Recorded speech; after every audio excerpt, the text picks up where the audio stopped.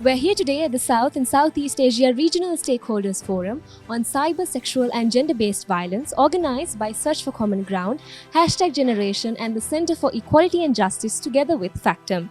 The forum, funded by the British High Commission in Colombo, will see the tools, experiences and the challenges faced by CSOs involved in addressing concerns on cyber, sexual and gender-based violence, shared and discussed today in a bid to facilitate learning and integration not only within their respective countries but also throughout the region. So stay tuned to see how this insightful forum unfolds. My name is Rebecca and you are watching Pulse.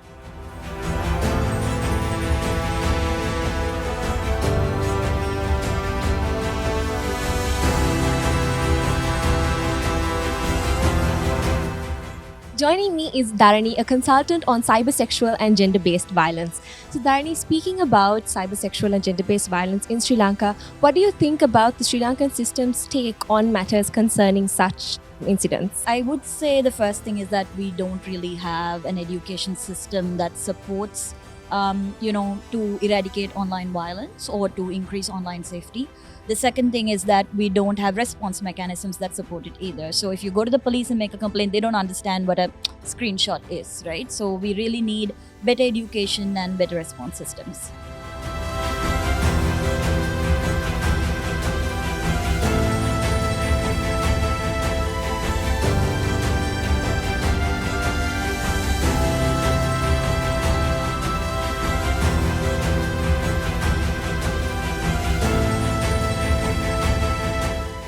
Here with me is Omar from Factum. Now Omar, speaking on the work that you do at Factum, how much of an impact do you think the work that you all do has in this scope in Sri Lanka? Is really that work at Factum has been in trying to get the big tech companies. What Factum has in fact done is be able to bring them to the table, but also urge them and lobby them into invest in some parts of the solution for online gender-based violence.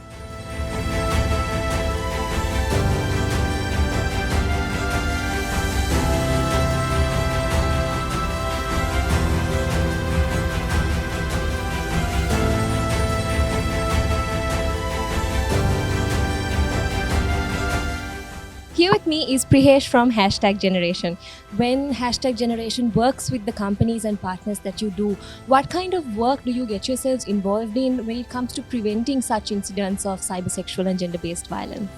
So we've been in this place for like about 3 or 4 years. So what we have seen is there is very limited support for victims of cybersexual gender-based violence for when they need support, when their photos are uploaded without their consent, when their private information are there without their consent.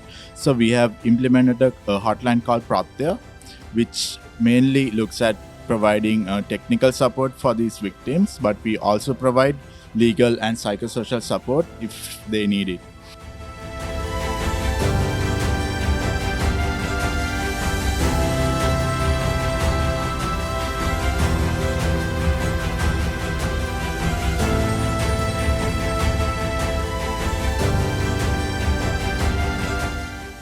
Joining me is Shyamala Gomez, the Executive Director at the Centre for Equality and Justice.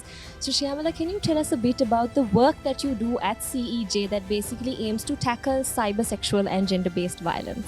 Our work basically straddles research, because what we find is that whenever we talk to policymakers or lawmakers, they tell us what is the evidence. And moving on from that question, how much of an impact do you think the work that CEJ does have in real life when it comes to cyber, sexual and gender-based violence? And what are the challenges that you face when trying to implement these recommendations, given that you are working with the Sri Lankan system?